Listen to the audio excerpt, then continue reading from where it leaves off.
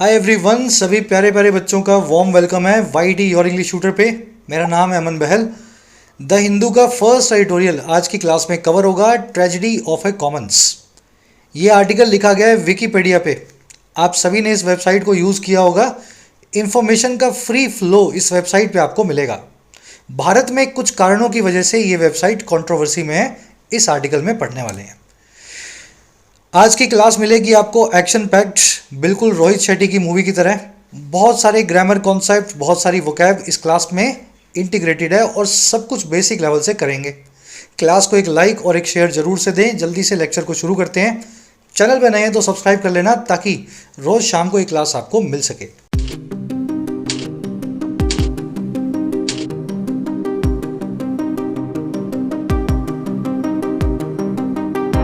कह रहा है जी ट्रेजेडी ऑफ अ कॉमन्स। देखिए, ट्रेजेडी का मतलब होता है हादसा।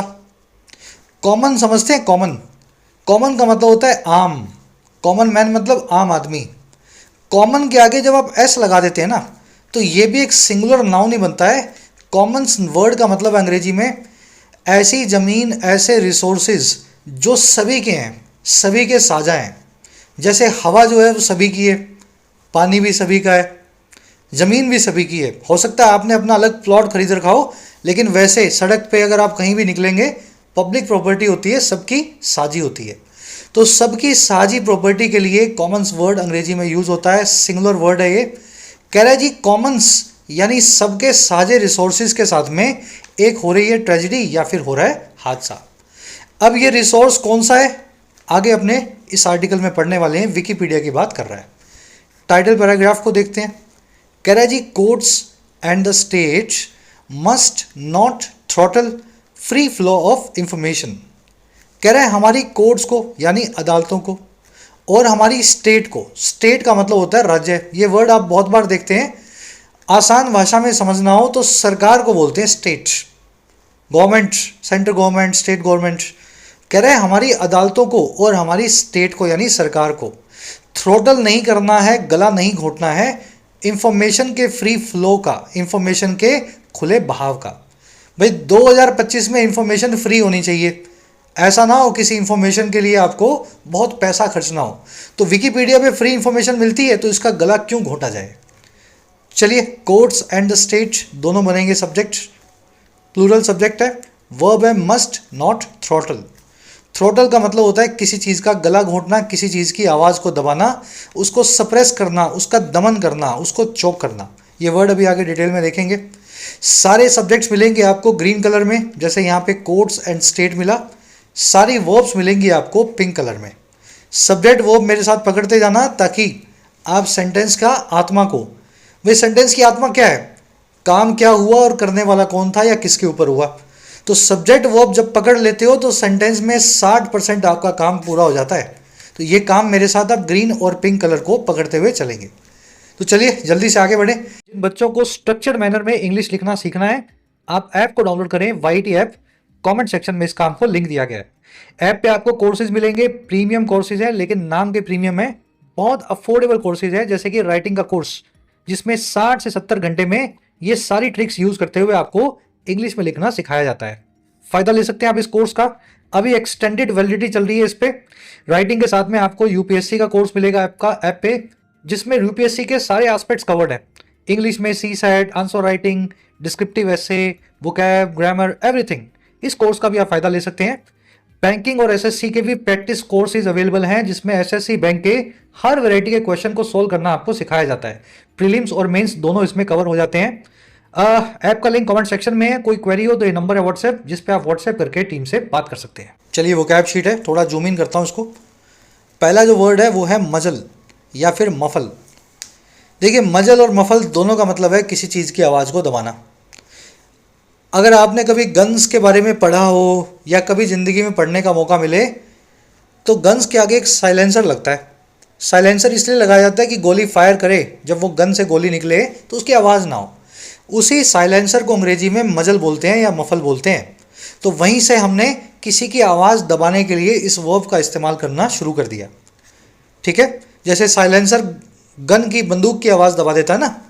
The new law enacted by the government aims at मजलिंग the freedom of speech. नया जो लॉ है जो बनाया गया है, इनेक्ट किया गया है हमारी सरकार के द्वारा, वो एम करता है, उसका टारगेट है कि मजल कर दे या आवाज़ को दबा दे, और किसकी? फ्रीडम ऑफ स्पीच की। फ्रीडम ऑफ स्पीच समझते हैं ना, आपके बोलने के अधिकार की। मजल को गैग, सप्रेस, रिस्ट्रेन, चौक, स्टिफल और थ्रोटल से भी बताया जाता है। ये थ्रोटल नाम का वर्ड आर्टिकल में देखेंगे। थ्रोटल वर्ड को याद करना भी बहुत आसान है। आपको हर गाड़ी में एक थ्रोटल मिलेगा, एक्सेलरेटर के बिल्कुल उल्टा होता है ये। और वैसे याद करना हो तो ये थ्रोट से बना है। किसी का गला पकड़ के उसको दबा दो, अंदर हवा ना जाए, सांस ना ले पाए वो आदमी, कुछ खा ना पाए, तो आप क्या कर रहे हैं? दबा ही रहे हैं ना उसकी आवाज़ को। तो थ्रोटल वर्ड को थ्रोट से यानी गले से पकड़ोगे तो याद रहेगा। चलिए अगला वर्ड अपने पास सरकमवेंट। गो मतलब जाना, वेंट मतलब चला गया, गोन मतलब वर्ब की थर्ड फॉर्म। ये जो वेंट है उसी की अपभ्रंश या फिर यूं समझ लो बदली हुई स्पेलिंग है VENT। सरकम मतलब घूम के। आपको पॉइंट ए से पॉइंट बी तक जाना था लेकिन रास्ते में कोई रुकावट थी, तो आप घूम करके, सरकम होकर के वेंट कर गए या चले गए। यानी किसी रुकावट से बचना, चीज़ों को अवॉइड करके, इवेड करके अपने काम को निकालना, इसको अंग्रेजी में बोलते हैं सरकमवेंट करना। इसको बाईपास करना या वर्क अराउंड करना भी बोलते हैं। यूज करके दिखाता हूं आपको ये word. Some high net worth individuals open their bank accounts in Switzerland and Panama to circumvent India's tax laws. कुछ अमीर लोग, एच एन आईज कौन होते हैं? अमीर लोग होते हैं। कुछ अल्ट्रा रिच लोग जो हैं वो अपने बैंक अकाउंट स्विट्जरलैंड और पनामा में जाके खोलते हैं। और क्यों? ताकि सर्कमवेंट कर सकें, बाईपास कर सकें, बच के निकल सकें भारत के टैक्स के कानूनों से। अब सर्कमवेंट को साइड स्टेप भी बोलेंगे। साइड स्टेप भी तो यही है, आपको पॉइंट ए से पॉइंट बी पे जाना था, सीधे नहीं जा पा रहे हो, तो साइड में स्टेप किया और ऐसे चले गए, है ना? सर्कमवेंट जैसा ही है ना। तो साइड स्टेप नाम का वर्ड आर्टिकल में देखेंगे। इसको circumnavigate, steer clear of, manage या इवेड भी बोलते हैं। चलिए वोकैब आज की बहुत अच्छी है। अगला वर्ड अपने पास अकोमोडेट। इस वर्ड के दो मीनिंग्स हैं और दोनों मीनिंग्स एक दूसरे से कनेक्टेड हैं। पहला मीनिंग है किसी को शेल्टर देना, रहने के लिए, किसी को छत देना। जैसे आपके घर में 20 लोग आ गए, कहाँ सुलाओगे? तो कुछ को बेड पे सुलाया, कुछ को सोफ़ा पे, कुछ को नीचे चादर बिछा के, है ना, गद्दा लगा के। तो इस तरीके से जब आप किसी को रहने की जगह देते हैं तो आप उसको अकोमोडेट करते हैं। अब दूसरा मीनिंग इसी से निकला है। जब भी आप किसी को रहने की जगह देंगे तो आप क्या करेंगे? एडजस्ट करेंगे। जिस बेड पे आप पूरे अकेले सोते थे फैल करके, अब वहाँ पे 2 आदमी और सोए होंगे। तो एडजस्ट करने को भी, एडजस्टमेंट करने को भी अंग्रेजी में अकोमोडेट करना बोलते हैं। ठीक है। The room could accommodate 4 adults. ये कमरा जो है रहने की जगह दे सकता था, अकोमोडेट कर सकता था या एडजस्ट कर सकता था 4 एडल्ट्स को। और वैसे ही you should accommodate yourself to the new circumstances. आपको अकोमोडेट करना होगा, एडजस्ट करना होगा, ढालना होगा अपने आप को नए हालातों के हिसाब से, न्यू सर्कमस्टांसेस के हिसाब से। चलिए दोनों मीनिंग्स कनेक्टेड है। मेक, फिट, एडजस्ट बोल सकते हैं। You will see this word in the article today.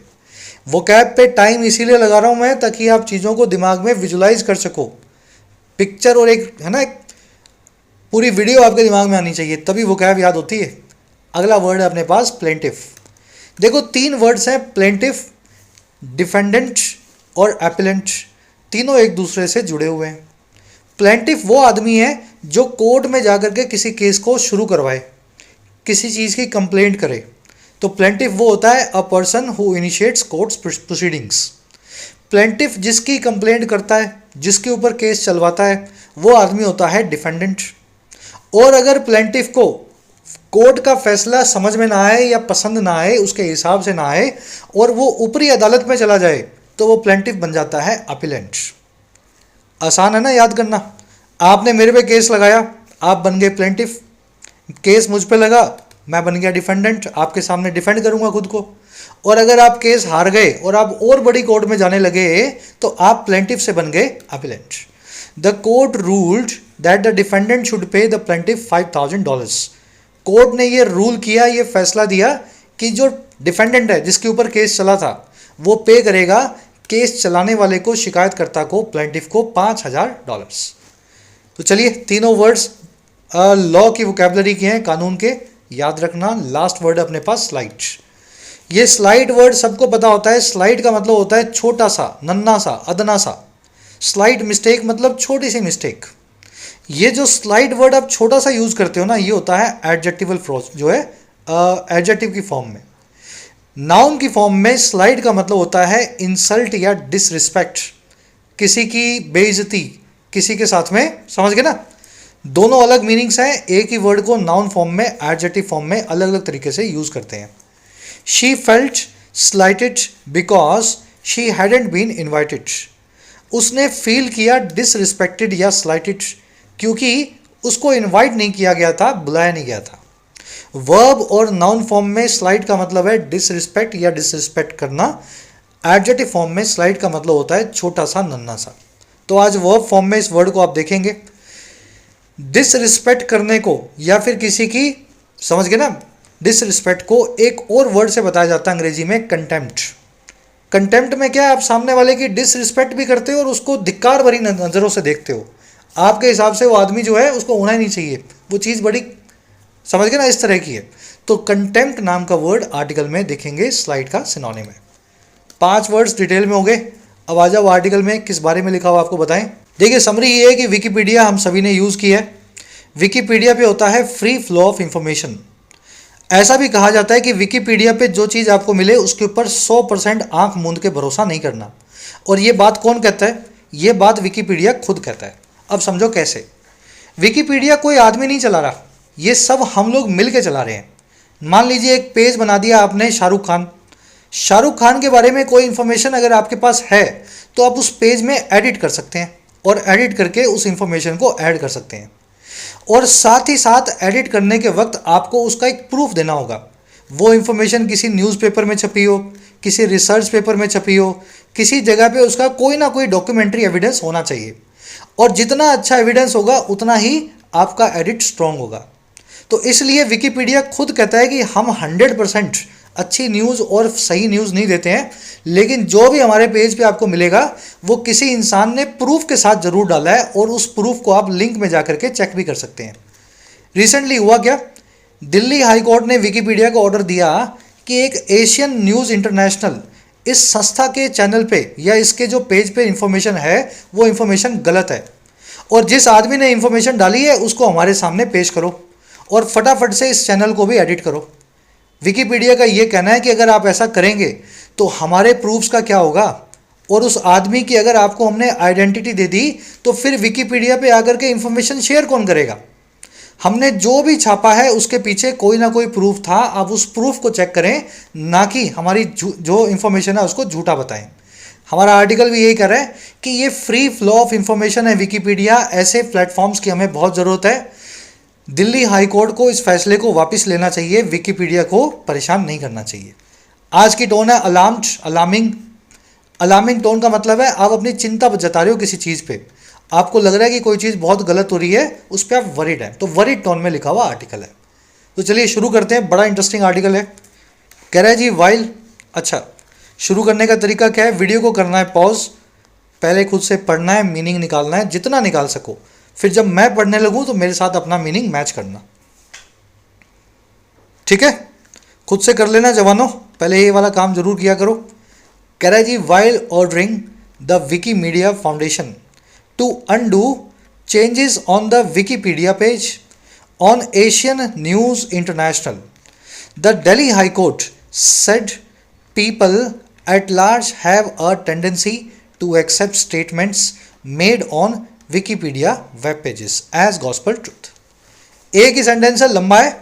कह रहा है जी वाइल इस काम को करते हुए, किस काम को, वाइल के बाद में वर्ब के आईएनजी फॉर्म लग जाए तो मतलब इस काम को करते हुए, ऑर्डर करते हुए, आदेश देते हुए, विकीमीडिया फाउंडेशन नाम की कंपनी को, फाउंडेशन है, एनजीओ टाइप है, और आदेश है कि आप अंडू कर दें या चेंज कर दें उन सभी बदलावों को। अंडू करना यानी किसी चीज़ को आपने डिलीट किया था तो उसको वापस ले आएँ, किसी चीज़ को लिखा था तो उसको डिलीट कर दें, जो भी किया उस पर पानी फेर दें। कह रहा है जी इस संस्था को ऐसा ऑर्डर देते हुए, और ये चेंजेस लाने हैं विकीपीडिया के एक पेज पे जो है ANI नाम की संस्था के बारे में। कह रहा है ऐसा करते हुए हुआ क्या, अब सेंटेंस यहाँ से शुरू हो रहा है। हमारी दिल्ली की जो महामहिम हाई कोर्ट है उन्होंने ऐसा कहा अब क्या कहा, ये आपको कोट और अनकोट के बीच में मिलेगा, जो कहा था वैसा का वैसा लिखा गया है। इन्होंने ये कहा कि जो पीपल है ना, लोग एट लार्ज, यानी मोटे तौर पे एट लार्ज, उनके पास होती है एक टेंडेंसी या एक प्रवृत्ति, उनकी एक आदत होती है कि वो मान लेते हैं, एक्सेप्ट कर लेते हैं उन सभी स्टेटमेंट्स को जो लिखी होती हैं, मेक की गई होती हैं विकिपीडिया के वेब पेजेस पे। और कैसे मान लेते हैं, इनको मान लेते हैं गॉस्पल ट्रूथ की तरह या फिर एक सच की तरह। गॉस्पल ट्रूथ मतलब ऐसा सच जो बदलेगा नहीं, एकदम पक्का सच। तो ऐसा कोर्ट ने एक स्टेटमेंट दिया। समझ गए सेंटेंस की स्ट्रक्चर क्या है। Delhi high court main close है, मेन सब्जेक्ट है, वर्ब है इसकी सेड, वर्ब की सेकंड फॉर्म में लिखा गया है। ये सारा काम दिल्ली हाई कोर्ट ने जब किया है ऐसा कहने का, तब दिल्ली हाई कोर्ट ऑर्डर भी कर रहा था कि विकीमीडिया फाउंडेशन ये सारे बदलाव जो हैं उनको अंडू कर दे, जो भी उन्होंने ANI नाम की ऑर्गेनाइजेशन के ऊपर विकीपीडिया पे पेज बनाया है। एट लार्ज, अगर मैं इसके आगे लगा दूं जेंटलमैन, तो इसका क्या मीनिंग होगा। जेंटलमैन एट लार्ज ईडियम का क्या मीनिंग होगा, आराम से कमेंट्स में डालना, जिनको याद है, नहीं याद तो भी आगे बताऊंगा, मैच कर लेना, ठीक है। Gentleman at large. चलिए आगे बढ़ते हैं। एक ग्रामर कॉन्सेप्ट आपको करवाऊंगा, बहुत प्यारा कॉन्सेप्ट है। कॉन्सेप्ट ये कहता है कि अगर आप डायरेक्ट स्पीच को जो कि इन्वर्टेड कॉमाज में लिखी हो, जैसे कि यहाँ भी लिखी हुई है, अगर आप इसको इनडायरेक्ट में चेंज करें, यानी इन्वर्टेड कॉमा को हटाएं और उसकी जगह कोई कंजंक्शन लगाएं, तो याद ये रखना है कि आपको बाहर वाले टेंस को अगर पास्ट में है तो अंदर भी पास्ट में ही कंटिन्यू करना होगा। बाहर प्रेजेंट में है तो अंदर की कोई बात नहीं, जो लिखा हुआ लिखा रहने दो। बाहर फ्यूचर में है तो भी अंदर वाले की कोई बात नहीं। लेकिन अगर बाहर टेंस पास्ट में है, जैसे यहाँ पे V2 लगा हुआ है, ही सेड, तो फिर अंदर वाला टेंस भी पास्ट में बदला जाएगा। He said he is reading a book, वो उसने बताया कि वो एक किताब पढ़ रहा है, सेंटेंस बिल्कुल सही है, अंदर वाला टेंस प्रेजेंट में है। लेकिन जैसे ही ये कॉमे हटेंगे, ये कोटेशन मार्क्स हटेंगे, तो आपको लिखना पड़ेगा he said that, he is नहीं, he was reading a book. मामला समझ गए। चलो, टेंस चेंज का फॉर्मूला पता होगा आपको, नरेशन की क्लास में करवाया हुआ है। प्रेजेंट को बदलते हैं पास्ट में, और अगर पास्ट में सेंटेंस दिया हो तो उसको बदल देते हैं परफेक्ट में। मान लीजिए यहाँ लिखा होता ही वॉज, पास्ट इंडेफिनिट टेंस में लिखा होता, तो इस को या वॉज को आपको बदलना होता he had been reading. Past continuous तो क्या बना दूंगा, perfect continuous, past perfect continuous, ठीक है। चलो, अब इसकी कुछ एक्सेप्शंस भी हैं। कैन को बदलते हैं कुड में। मान लीजिए ही कैन रीड लिखा होता तो आप इसको बदल देते कुड में, जब आप इसको इन्वर्टेड कॉमा को खोलते। मे को बदल देते माइट में, विल और शेल को बदल देते वुड में। ये वुड है, शुड नहीं है, देख लेना, थोड़ा मैंने गलत लिख दिया, ठीक है। विल और शेल को बदल देते हैं वुड में। एक्सेप्शन पहले ये है कि अगर सेंटेंस के अंदर इन्वर्टेड कॉमा के अंदर कोई यूनिवर्सल ट्रूथ हो तो उसका टेंस चेंज नहीं करना है। जैसे the teacher said the earth revolves around the sun, teacher ने बताया कि धरती दुनिया के चारों तरफ, सूरज के चारों तरफ घूमती है। बाहर V2 लगा हुआ है, इन्वर्टेड कोमा आपने खोल दिया, अर्थ के आगे फिर भी आपने प्रेजेंट टेंस का इस्तेमाल किया। ये बिल्कुल सही है, क्योंकि अर्थ जब टीचर ने कहा था तब भी घूमती थी और आज भी घूम रही है। तो जो यूनिवर्सल ट्रूथ है, सार्वभौमिक सत्य है, उसको आपको चेंज नहीं करना। पानी से बर्फ बनती है तो बनती है, टीचर बताए या ना बताए, टेंस को आप प्रेजेंट में रखें, बिल्कुल बिंदास, चेंज ना करें। फिर दूसरी एक्सेप्शन ये है, ही said that he goes for a walk every evening, उसने ये बताया कि वो रोज़ शाम को वॉक पे जाता है। भाई वो रोज़ शाम को वॉक पे जाता है ना, अगर जाता है और आज भी जा रहा है तो अंदर का टेंस मत चेंज करो। अगर आजकल बंद कर दिया है, उस वक्त जाता था, तो फिर लगा दो ही वेंट। लेकिन अगर आप गोज लगा रहे हैं तो इसका मीनिंग ये है, आप बताना चाह रहे हैं कि ये हैबिट आज भी जारी है। तो हैबिट्स का भी जो जारी हो उनका टेंस चेंज नहीं करना। तीसरा, he said that her brother lives in Delhi, उसने ये बताया कि उसका भाई दिल्ली में रहता है। आप क्या करेंगे, लिव्स को लिव्ड बना देंगे, ऐसा ही करेंगे। लेकिन उसका भाई अगर आज भी दिल्ली में रहता है तो भाई साहब लिव्स ही आएगा। She said that her brother lives in Delhi. तो अगर कोई चीज़ कंटिन्यूएशन में हो, चल जारी हो, तो उसका टेंस भी आपको चेंज नहीं करना। तो ये 3 एक्सेप्शन है नरेशन के अंदर जिनमें टेंस चेंज नहीं किया जाता। लास्ट में एक सेंटेंस दे रहा हूँ आपको मैं as homework. The court declared that it has decided on the matter. Court ने डिक्लेयर किया कि ये मैटर पे डिसाइड कर चुकी है, इस मामले पे अपना फैसला ले चुकी है। आराम से चेक करो क्या कोई एक्सेप्शन लग रही है या नहीं लग रही, और नहीं लग रही तो टेंस को किस में चेंज करोगे, कमेंट्स में डालना जरूर से। ठीक है, सभी लोग अटेम्प्ट देना, सही गलत आपको कमेंट्स में बताएंगे। ये कॉन्सेप्ट आपने सीख लिया, अब आगे बढ़ते हैं। चलो नेक्स्ट पैराग्राफ, खुद से देना, अपने आप रीडिंग है ना, क्लास को रोक लेना यहीं पे। कह रहा है in the hearing of the defamation suit on the ANI had for suit that ANI had filed in 2024, the court had taken some questionable positions। कह रहा है उस हियरिंग में, उस सुनवाई में जो थी एक डेफेमेशन यानी अपमानजनक कृत्य के सूट की। सूट SUIT का मतलब होता है कोर्ट केस। भाई शादी बारात में जो आप सूट पहनते हो वो भी सूट है, और ये जो सूट है दूसरा वाला कोर्ट केस, तो वो भी सूट है। कह रहे जी मानहानि के मुकदमे में जो हियरिंग हुई थी उसकी हियरिंग में, और वो मुकदमा जो ANI नाम की संस्था ने फाइल किया था, और कहाँ पे, सन 2024 में, पिछले साल। कह रहे इस मामले में ना कोर्ट ले चुकी थी कुछ ऐसी पोजीशंस को, कुछ ऐसे फैसलों को जो बहुत क्वेश्चनेबल है, जो बोले सवालों के जो है दायरे में है। क्वेश्चनेबल मतलब जिस पे सवाल उठ सके। चलो क्या सवाल है आगे बताएगा। ANI की वर्ब है हैड फाइल्ड, क्वेश्चन कोड की वर्ब है हैड टेकन। सवाल ये है, for example it sought the identities of the volunteers who edited the ANI page. पहली चीज ये कि कोर्ट ने सॉट किया, दिल्ली हाई कोर्ट ने मांगा। सीक वर्ब की सेकंड फॉर्म है V2 सॉट, और क्या मांगा, इन्होंने नाम पते मांगे, आइडेंटिटीज मांगी उन सभी वॉलंटियर्स की या विकिपीडिया पे रजिस्टर्ड यूजर्स की जिन्होंने एडिट किया था ANI नाम की संस्था के पेज को। कह रहा जी और ये कौन लोग हैं, whose anonymity the platform allows to protect them from retaliation. कह रहा है ये वही लोग हैं जिनकी अज्ञातता को, अनोनिमिटी को, अनोनिमिटी मतलब एक ऐसी स्टेट में है, अवस्था में है, पोजीशन में है जहां आपका नाम पता कोई नहीं जानता, अज्ञातपना है। कह रहे ये वही लोग हैं जिनके अज्ञातपने को ये प्लेटफॉर्म यानी विकिपीडिया अलाउ करता है, इजाज़त देता है। और क्यों, ताकि वो प्रोटेक्ट कर सके, बचा सके इन सभी लोगों को रिटेलिएशन से या फिर जवाबी हमले से, कार्रवाई से। मान लीजिए किसी ने सलमान खान के पेज पे कुछ लिख दिया और प्रूफ भी दे दिया, तो विकिपीडिया कभी भी सलमान खान को ये पता नहीं लगने देगा कि वो पेज किसने एडिट किया था और प्रूफ किसने डाला था। वो इसीलिए करता है कि सलमान खाई का भाई शेरा कहीं उस आदमी को जाके पकड़ ना ले कि तुमने भाई के बारे में ऐसा कैसे लिखा। एग्जाम्पल दे रहा हूँ मैं आपको, दिमाग में बैठ पाए आपको। तो कोर्ट ने बोला फिर भी हमें तो उन लोगों के नाम बताओ जिन्होंने ANI का पेज एडिट किया था। इट आया है दिल्ली हाई कोर्ट के लिए, वर्ब है इसकी सॉट, वर्ब की सेकंड फॉर्म है। हु आया है वॉलंटियर्स के लिए, हु एडिटेड जिन्होंने एडिट किया था, अगेन वर्ब की सेकंड फॉर्म है। प्लेटफॉर्म की वर्ब है अलाउज, प्लेटफॉर्म अलाउ करता है यानी इजाज़त देता है। रिटेलिएशन होता है जवाबी हमला किसी चीज़ के ऊपर, है ना, पुशबैक बोलते हैं, रिवेंजफुल अटैक बोलते हैं। कह रहा जी when the foundation sought more time the court observed.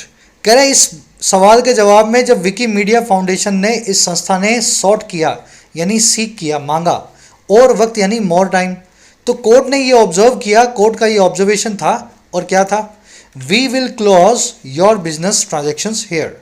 हम बंद कर देंगे आपकी सारी बिजनेस ट्रांजेक्शन्स भारत में। We will ask the government to block Wikipedia. हम गवर्नमेंट को भी कहेंगे, आस्क करेंगे कि आप विकीपीडिया को बंद कर दें। And if you don't like India please don't work in India. और अगर तुम्हें भारत पसंद नहीं है तो प्लीज़ भारत में काम भी मत करो, किसी और जगह जाकर के अपना काम चलाओ। तो ये कोर्ट के सवाल थे विकीपीडिया से। फाउंडेशन की वर्ब है सॉट, जब फाउंडेशन ने मांगा, मोर टाइम यानी ज़्यादा वक्त, कोर्ट की वर्ब है ऑब्जर्व, कोर्ट ने ऐसा ऑब्जर्व किया, वर्ब की सेकंड फॉर्म में। आ जाओ नेक्स्ट पैराग्राफ।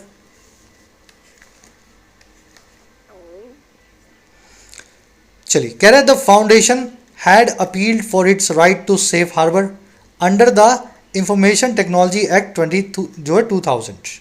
कह रहे विकीमीडिया फाउंडेशन ने भी अपील की कोर्ट में। अपील करने वाला कौन होता है, एपिलेंट, जो किसी फैसले के खिलाफ अपील करे।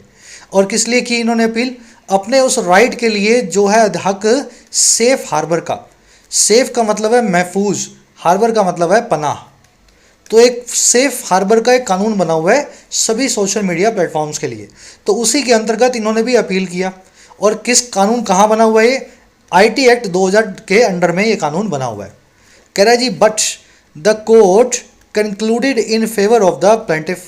कह रहा है लेकिन फिर भी कोर्ट ने कंक्लूड किया या अपना कंक्लूजन दिया हक में या फेवर में प्लेंटिफ के या शिकायतकर्ता के, यानी एएनआई नाम की संस्था के।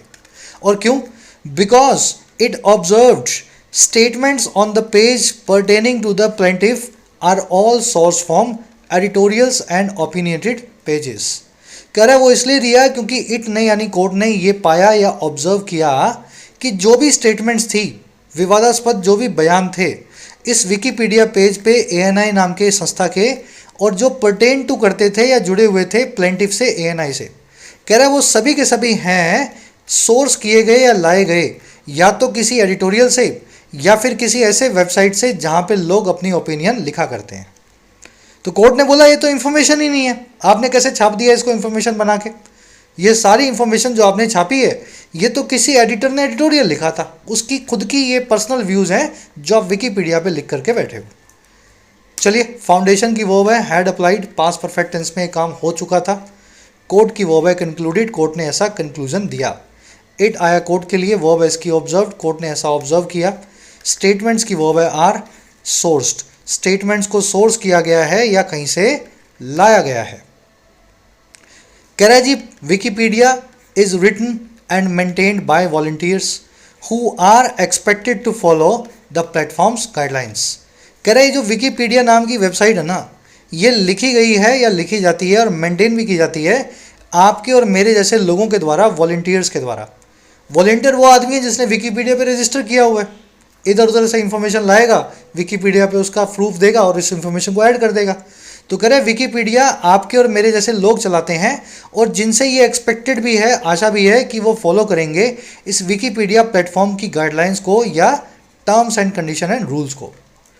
चलिए, विकिपीडिया की दो वर्ब्स हैं, is written and is maintained. Who आया वॉलंटियर्स के लिए, हु की वर्ब है आर एक्सपेक्टेड। पर्टेन टू करना, किसी चीज़ से रिलेट टू करना या उससे जुड़ा होना। टू प्रेपोजिशन फिक्स्ड होते हैं पर्टेन के बाद। प्लेंटिफ मैंने आपको बता दिया, जो कंप्लेंट करे, जिसके खिलाफ हो वो डिफेंडेंट, और जब कंप्लेन करने वाला केस हार जाए, बड़ी अदालत में जाए, तो एपिलेंट। बढ़े आगे, चलो।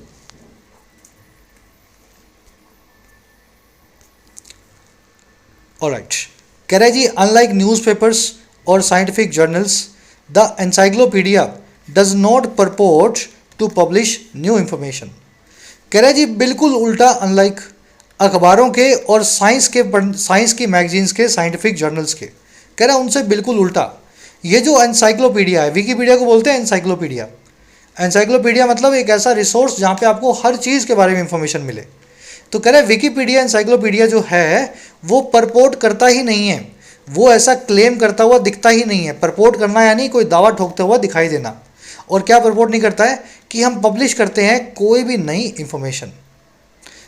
आगे सेमीकोलन लगाए, क्या बता रहे हैं, volunteers are instead expected to repeat with attribution और रिप्रोड्यूस विद रेफरेंसेस। जो भी वॉलंटियर्स हैं, विकिपीडिया के रजिस्टर्ड यूजर्स हैं आपके मेरे जैसे, उनसे इस चीज़ के बजाय ये एक्सपेक्टेड है कि वो रिपीट करेंगे एट्रीब्यूशन को। एट्रीब्यूशन मतलब कौन सी न्यूज़ का मालिक या ऑनर कौन है। ये न्यूज़ मान लो फलां अखबार में छपी थी, तो उसका एट्रीब्यूशन दे देंगे कि इस अखबार में इस दिन ये न्यूज़ छपी है, देखो ऑनलाइन आपको हमने लिंक दिया। तो ऐसा उनको रिपीट करना होता है एट्रीब्यूशन को, और या फिर रिप्रोड्यूस करना होता है किसी चीज़ को, अपनी भाषा में लिखना होता है उसके रेफरेंस के साथ में या उसके सबूत या एविडेंस के साथ में। तो मान लीजिए कुछ रिसर्च पेपर में छपा है और बहुत कॉम्प्लिकेटेड है, आपने आसान भाषा में उसको लिखा विकिपीडिया में और उसका रिसर्च पेपर का लिंक डाल दिया। तो ये काम है वॉलंटियर्स का विकिपीडिया पे। इंफॉर्मेशन ओरिजिनली पब्लिश्ड एल्सवेयर, कह रहा है जी ये जो काम है ना, ये काम करते हैं ऐसी इंफॉर्मेशन के लिए जो ओरिजिनली पब्लिश हुई होती है कहीं और कैसे पढ़ते हैं, कैसे करते हैं, with a preference for reputable sources. इसमें प्रेफरेंस भी दी जाती है ज़्यादा रेप्यूटेबल सोर्सेज को, ऐसे सोर्सेज को जिनको बाज़ार में सब जानते हैं, जिनकी अच्छी रेपुटेशन है। तो कह रहे जी विकिपीडिया तो खुद ही कहता है हमारे पास कोई न्यूज़ नहीं है, जो भी यहाँ छपा है पहले कहीं छप चुका है, हम उसका आपको एट्रीब्यूशन देंगे, रेफरेंस देंगे, ये इन्फॉर्मेशन कहाँ पहले छपी थी ये भी बताएंगे, और हम उन्हीं प्रेफरेंस दे करके उन्हीं सोर्सेज को रखेंगे जो रेप्यूटेबल हैं। हम किसी उल्टे पुल्टे अखबार से नहीं लेंगे, हम तो द हिंदू का उठाएंगे, अगर उठाएंगे तो टाइम्स ऑफ इंडिया से लेंगे। ये है विकीपीडिया। चलिए, एनसाइक्लोपीडिया सब्जेक्ट है, डज नॉट परपोर्ट इसकी वर्ब है। परपोर्ट करना यानी किसी चीज़ का क्लेम या दावा ठोकते हुए दिखाई देना। वॉलंटियर्स की वर्ब है आर एक्सपेक्टेड या आर सपोज्ड, इनसे ऐसी आशा है। करेजी in this light the court order is problematic. करेजी इस चीज़ को देखते हुए, इन दिस लाइट, अगर इस रोशनी से केस को देखा जाए तो कोर्ट का ऑर्डर जो है बड़ा प्रॉब्लमेटिक है, बड़ा ही गलत सा प्रॉब्लम में डालने वाला ऑर्डर है। करेजी elements of truth today are often mistaken to be someone's opinions and vice and versa. कह रहे जो एलिमेंट्स ऑफ ट्रूथ हैं, सच्चाई के जो कण हैं, सच्चाई का जो तत्व है, आजकल अक्सर उसको मिस्टेक किया जाता है या गलत पढ़ लिया जाता है। और क्या मान के? किसी की ओपिनियन मान के या किसी की पर्सनल राय मान के। और कह रहा है इसका उल्टा भी होता है, वाइस वर्सा। वाइस वर्सा यानी पहले ए से बी गए थे, अब बी से ए आ जाओ। आजकल ट्रूथ को किसी की ओपिनियन मान लेते हैं और कभी कभी किसी ओपिनियन को लोग ट्रूथ भी मान लेते हैं, ऐसा आजकल होता है। चलिए, एनिमल्स ऑफ ट्रूथ की वर्ब है आर मिस्टेकन, मिस्टेक करना, किसी मामले में गलती करना। वाइस वर्सा एक एडवर्ब है, इसका मतलब होता है इन द रिवर्स ऑर्डर या द अदर वे अराउंड। कह रहे जी politician and government agencies have been known to punish civil society for repeating and allegedly offensive claim. कह रहे हमारे बहुत सारे पॉलिटिशियंस और सरकार जो हैं या उनकी जो एजेंसीज हैं वो जानी गई हैं, हैव बीन नोन, या वो जानी जाती हैं पनिश करने के लिए सिविल सोसाइटी को, आम आदमी को। और क्यों? रिपीट करने की वजह से या दोहराने की वजह से एक ऐसे क्लेम को जो ऑफेंसिव है या गुस्सा दिलाने वाला है कथित तौर पे। तो हमारी सरकारों की तो आदत है, अगर आपने कोई बात सच भी लिख दी लेकिन सरकार को समझ में नहीं आई, अच्छी नहीं लगी, तो हमारे पॉलिटिशियन और हमारी गवर्नमेंट एजेंसीज हो सकता है आपके घर आकर के आपको परेशान करें। They are known to punish जो है पीपल ऑफ सिविल सोसाइटी। कह रहा है जी और ये कैसे करते हैं? कह रहा है ये सारा काम करते हैं बजाय, रादर देन बजाय, address the original claim itself, address करने के, संबोधित करने के, हल निकालने का जो ओरिजिनल क्लेम है उसी का। तो कोई क्लेम जो शुरू में हुआ था, किसी आदमी ने कुछ बोला और आपने भी उसकी ट्वीट कर दी, सरकार आपके पीछे पड़ गई। तो आपके पीछे पड़ी है बजाय शुरू में जिस आदमी ने वो ट्वीट करी थी उस चीज़ के पीछे पड़ने के। हो सकता है ओरिजिनल क्लेम सही हो या गलत हो, तो ओरिजिनल वाले को पकड़ो ना, बाद वाले को क्यों पकड़ते हो, तीसरे को क्यों पकड़ते हो जिसने फॉरवर्ड किया था। समझ गए ना? चलिए, पॉलिटिशियन गवर्नमेंट एजेंसी सब्जेक्ट है, हैव बीन नॉन, वो नॉन हुई हैं या वो जानी जाती हैं, जानी गई हैं, हैव बीन नॉन।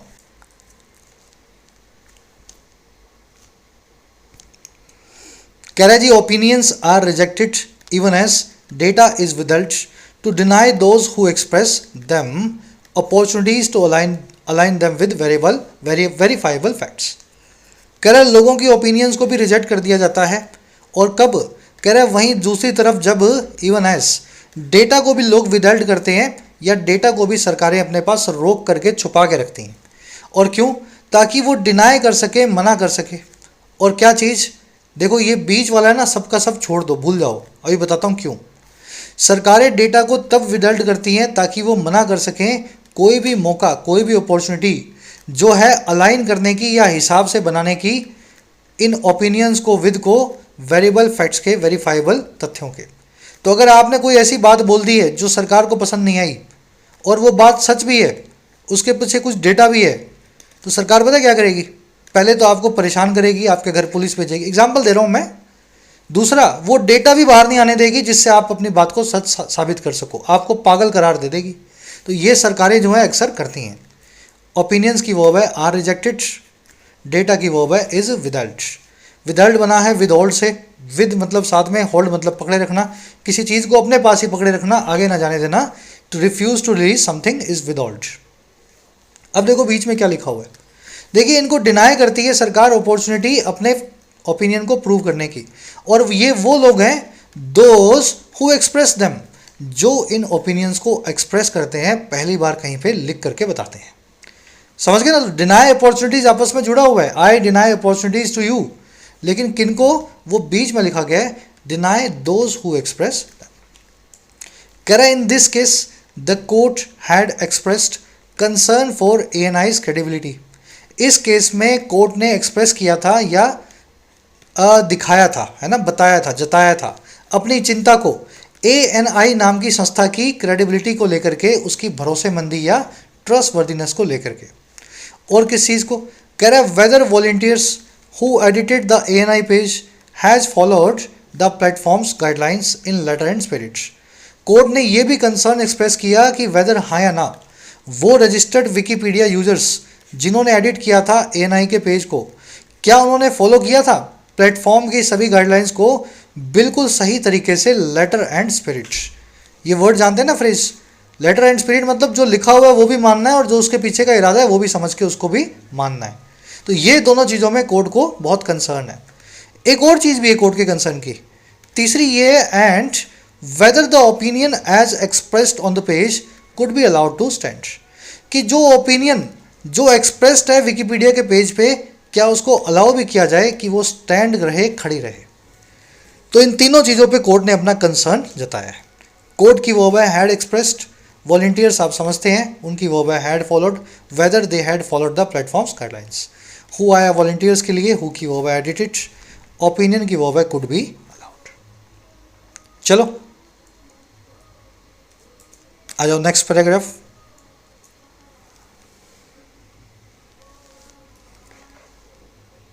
चलिए कह रहा है in the process it established that the foundation's ability to maintain the democratic structure that has allowed Wikipedia to become so popular and reliable is limited for India's users. कह रहा है इस पूरी process में जो कोर्ट ने किया, court ने ये चीज़ भी इस्टेब्लिश कर दी, पक्के से बना दी सबके सामने, और वो चीज़ ये है कि ये जो फाउंडेशन है विकीमीडिया, इसकी जो एबिलिटी है ना, जो क्षमता है कि ये मेंटेन करती है एक डेमोक्रेटिक स्ट्रक्चर को, एक लोकतांत्रिक ढांचे को। कोई इन्फॉर्मेशन आपके पास तो you publish it, give a proof and you publish it, मेरे पास तो मैं भी करता हूँ, तीसरा आदमी पढ़ लेगा हम दोनों की इन्फॉर्मेशन को। तो ये जो है ना इस्टेब्लिश हो गया है कि विकीपीडिया की जो क्षमता है कि ये बना करके रख सके डेमोक्रेटिक स्ट्रक्चर को इस प्रकार की, जो कि इसने अलाउ भी किया है विकीपीडिया को कि वो इतनी पॉपुलर बने और रिलायबल बने। कह रहे ये जो एबिलिटी है ना, ये लिमिटेड है, ये बहुत सीमित है, और किसके लिए, भारत के यूजर्स के लिए, इंडिया के लिए। तो कोर्ट ने ये चीज़ है ना इस्टेब्लिश कर दी है कि विकीपीडिया भले कितना भी फ्री हो, भारत में फ्री नहीं है वो। हम तो अपने आप कभी भी किसी विकीपीडिया को बुला के किसी भी इसके वॉलंटियर की डिटेल निकलवा सकते हैं। और ये कहाँ तक लिमिटेड है भारत के लिए, to the extent of public tolerance for certain opinions, उस एक्सटेंट तक लिमिट है या उस हद तक सीमित है जो लोगों के टॉलरेंस की है या किसी बात को लेकर के पेशेंस की है, सर्टेन ओपिनियंस को लेकर के, कुछ खास राय जो है उनको लेकर के। चलिए court has establish this, it आया कोर्ट के लिए, इस्टेब्लिश कर दिया इस बात को। दैट आया है डेमोक्रेटिक स्ट्रक्चर के लिए, वर्ब है इसकी हैज़ अलाउड, एबिलिटी की वर्ब है इज, एबिलिटी इज लिमिटेड, इनकी ये क्षमता सीमित है। टॉलरेंस होती है किसी चीज़ को लेकर के सहिष्णुता या सहने की क्वालिटी, आपका पेशेंस, आपकी एंड्योरेंस ही आपकी सहिष्णुता या टॉलरेंस है। कह रहा है ultimately the aforementioned people's tendency and the state's ability to influence it put Wikipedia and other decentralize collaborations at risk. कह रहा है जी अगर आखिरकार देखोगे ना अल्टीमेटली, तो ये जो ऊपर मेंशन किए गए अफोर मेंशन मतलब जिनको पहले मेंशन किया गया था, जिनका जिक्र हो चुका है। कह रहा है ये जो सारे जिक्र किए गए पीपल्स टेंडेंसी और स्टेट्स की एबिलिटी की जो लिस्ट है या जो चीज़ें हैं कि लोगों की क्या टेंडेंसी है और स्टेट के पास क्या ताकत है, और कह रहा है ताकत किस चीज़ की, लोगों की टेंडेंसी को इन्फ्लुएंस करने की, उनके दिमाग को बदलने की। कह रहा है जी ये जो चीज़ है ना, ये पुट कर देती है विकीपीडिया और इसके जैसे और डिसेंट्रलाइज प्लेटफॉर्म्स को, कोलैबोरेशन को रिस्क में या जोखिम में। समझे, लंबा सेंटेंस है लेकिन बहुत आसान है। भाई सरकार यही कहती है ना, जो लोगों को पसंद नहीं आए वो विकीपीडिया पे मत लिखो, और स्टेट की एबिलिटी भी है कि लोगों को क्या पसंद आएगा क्या नहीं आएगा, जो स्टेट बोलेगी लोग मान भी लेते हैं। तो इसका मतलब ये है कि विकीपीडिया जैसी सारी संस्थाएं जो है एट रिस्क हो चुकी हैं, जोखिम में है। चलिए पीपल्स टेंडेंसी और स्टेट्स एबिलिटी की वर्ब है पुट। जब कोई चीज़ एट रिस्क होती है तो वो जोखिम में होती है, पर याद रखें इन रिस्क नहीं लिखना है। मेरी जान रिस्क में है, my life is at risk, risk में है तो इन रिस्क मत लिखा ना, ये फ्रेज ऐसे ही अंग्रेजी में चलता है। चलो लास्ट पैराग्राफ फटाफट कर लो इसको फिनिश, ताकि आर्टिकल को फिनिश कर सकें। कह रहा है दिस इज अ ट्रेजिडी, ये अपने आप में एक हादसा है, एक विडंबना है। कैसे? कह रहा है these collaborations adopted their designs to sidestep the sort of centralized information control that some countries including India have sought। कह रहा है ये इसलिए क्योंकि ये जो कोलैबोरेशंस हैं विकीपीडिया जैसी, इन्होंने अडॉप्ट किया था या अपना लिया था इनके करंट डिज़ाइन को। और क्यों? ताकि ये साइड स्टेप कर सकें, सरकमवेंट या नेविगेट कर सकें या बच के निकल सकें इसी प्रकार के एक जगह केंद्रित या सेंट्रलाइज्ड इंफॉर्मेशन के कंट्रोल को। और ये वही कंट्रोल है जिसको कुछ देश, जिसमें भारत भी शामिल है, उन्होंने मांगा है, सॉर्ट किया है या चाहा है। समझ गए ना? तो ये एक पूरी ट्रेजिडी है। कोलैबोरेशन ने जिन्होंने अडॉप्ट किया था विकीपीडिया को या इस विकीपीडिया के डिज़ाइन को, ताकि लोगों की ओपिनियन से बचा जा सके, कंट्रीज़ में जो तानाशाह बैठे हैं वो इंफॉर्मेशन को कंट्रोल ना कर पाएँ। कोलैबोरेशंस की वर्ब है अडॉप्टेड, कंट्रीज़ की वर्ब है हैव सॉट, वर्ब की थर्ड फॉर्म लगी हुई है, सीक मतलब किसी चीज़ को मांगना, सॉट मतलब मांगा गया। कह रहा है जी courts and the state would do well to accommodate these collaborative efforts. Court को और राज्यों को बहुत अच्छा करना होगा। डू वेल का मतलब है किसी काम को अच्छे से करना। कह रहा है जी बहुत अच्छा होगा वो ऐसा करें तो the court and the state would do well, और क्या अगर वो अकोमोडेट कर लें या एडजस्ट कर लें इन सारे विकीपीडिया जैसे कोलैबोरेटिव एफर्ट्स को या वेबसाइट को, और किस चीज़ के बजाय वो एक्सेप्ट कर लें, अकोमोडेट कर लें, बजाय रादर देन ट्रीट करने को इन सभी चीज़ों को कंटेम्प्ट के साथ में या डिसरिस्पेक्ट के साथ में। समझ गए ना? तो विकीपीडिया कोर्ट ने बोला रहना है तो रहो, भागना है तो भागो। तो कोर्ट और स्टेट बहुत अच्छा करेंगी अगर वो इन सबको सहना शुरू कर दें, विकीपीडिया को थोड़ा सा एकोमोडेट करें। कह रहा है जी and the people should engage with these platforms and their guidelines as well, और लोगों को भी इंगेज करना चाहिए या फिर है ना लग जाना चाहिए अपने इन एफर्ट्स में और उन गाइडलाइंस में भी साथ ही साथ एज वेल। चलिए रैप अप करेंगे क्लास को। कंटेंट मैंने आपको बता दिया, लैक ऑफ जो है रिस्पेक्ट, डिस्डेन, सरकमवेंट होना, किसी चीज़ से बाईपास करके बचना। क्लास को करते हैं रैप अप। थ्रोटल मतलब किसी चीज़ का गला घोटना। प्लेंटिफ आपने देख लिया, जो शिकायत करता हो, जिसके खिलाफ हुई हो वो डिफेंडेंट। परपोर्ट मतलब किसी तरह का दावा करते हुए दिखाई देना, आपकी हाव भाव से, बातचीत से लगे कि आप कोई क्लेम ठोकना चाह रहे हैं। वाइस वर्सा एडवर्ब है, इसका मतलब होता है in the same manner and in the reverse order. मैंने आपको मारा, आपने मुझे मारा, तो ये वाइस एंड वर्सा कर दिया आपने। इसको रिटेलिएशन भी बोलते हैं, जवाबी हमले को। अनोनिमिटी होती है आपकी अनोनिमस होने की क्वालिटी, आपकी गुमनाम होने की अवस्था। टेंडेंसी और प्रोक्लिविटी आपकी आदत को बताते हैं। वर्ड देख लेना, प्रोक्लिविटी और टेंडेंसी, इंक्लिनेशन भी बोलते हैं इसको, ठीक है, आपकी प्रवृत्ति को। You have a tendency to, जो भी काम आप करें। परटेन टू करना, रिलेट टू करना, किसी चीज़ से जुड़ा होना। अब आ जाओ नेक्स्ट पैराग्राफ, 3-4 वर्ड्स और थे। विद होल्ड यानी अपने पास पकड़ के रख लेना किसी चीज़ को, आगे ना जाने देना। टॉलरेंस होती है सहिष्णुता, कितना आप चीज़ों को सहन करते हैं, है ना, सहिष्णुता। अच्छा, अफोर मेंशन्ड मतलब जिनको अभी ऊपर मेंशन किया गया था, aforementioned of course. Sidestep करना, किसी चीज़ से बचना। क्रेडिबिलिटी होती है आपकी भरोसेमंदी। चलिए क्विज पे आए, फटाफट से आराम से देख लो, आपके हिसाब से क्या आंसर निकलेगा, पहले खुद से ट्राई देना है। आर्टिकल की सेंट्रल थीम क्या है? सेंट्रल थीम ये है कि बहुत बड़ी थ्रेट है, बहुत बड़ी चुनौती है जुडिशियल ओवररीच से। ओवररीच मतलब जरूरत से आगे बढ़ जाना, जुडिशियल मतलब कोर्टों के द्वारा। तो कोर्ट जो बहुत जरूरत से आगे बढ़ रही हैं, ये एक थ्रेट है जो पोज्ड है हमारे सामने। और किस चीज़ के लिए? ये पब्लिक एक्सेस के लिए, सभी की पहुंच के लिए, शेयर्ड डिजिटल प्लेटफॉर्म्स की। अगर कोर्ट बीच में पड़ेगी तो हमारे पास फ्री फ्लो ऑफ इंफॉर्मेशन नहीं आ पाएगा। ये इसकी थीम है फर्स्ट में। सेकंड पे आ जाओ। कह रहा है जी इनमें से कौन सा अजम्पशन, या यूं कह दें कि कौन सा स्टेटमेंट ऑथर का जो क्रिटिक है या इसकी जो आलोचना है कोर्ट की केस को लेकर के, उसको हाईलाइट करता है। इन चारों में से कौन सी बात सुन के ऑथर जो है इस आर्टिकल का बड़ा खुश हो जाएगा? ऑथर यही कहेगा कि free flow of information is essential. Information का सही तरीके से फ्लो करना बहुत ज़रूरी है for maintaining a democratic digital space, ताकि एक जनतांत्रिक डिजिटल स्पेस को आप मेंटेन कर सकें, है ना। तो ये कोड का जो है सबसे ज़्यादा पावरफुल एजम्पशन है। चलिए, एट लार्ज का मीनिंग पूछा आपसे, प्रोपेंसिटी का सिनोनिम बताना है। एक ऐसा आदमी जो कोर्ट में केस को शुरू करे, वन वर्ड क्या होगा। वाइस वर्सा भी आप देख चुके हैं, इसका मीनिंग पूछा है। और लास्ट में सर्कमवेंट वर्ड का आपको एंटोनिम बताना है, यानी कि उल्टा, सिनोनिम नहीं, एंटोनिम। 3 एरर्स मिलेंगी लास्ट में। पहली मिल सकती है इस वर्ड की वजह से, दूसरी आपको ज़रूर मिलेगी इस वर्ड के आसपास, और तीसरी मिल जानी चाहिए इस फ्रेज़ के अंदर। वीडियो के फर्स्ट कमेंट में मैंने सभी आंसर्स को डाल दिए है, नीचे जाओ फर्स्ट कमेंट को चेक करो। 10 में से कितने मार्क्स मिले ज़रूर से बताना। क्लास कैसी लगी आज की, अपना स्कोर ज़रूर से लिखा करो। क्लास अच्छी लगी हो तो पीडी या पीडीआई लिख करके बता दिया करो, सर मैंने पीडी पूरा देखा और इंटरेस्टिंग भी लगा। कल आपसे होगी मुलाकात, अंटिल देन। और हाँ, ऐप को ज़रूर डाउनलोड कर लें।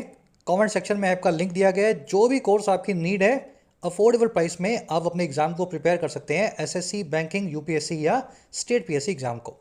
ये टीम का नंबर है, इस पर व्हाट्सअप करके आप टीम से बात भी कर सकते हैं अगर आपकी कुछ क्वेरीज हो।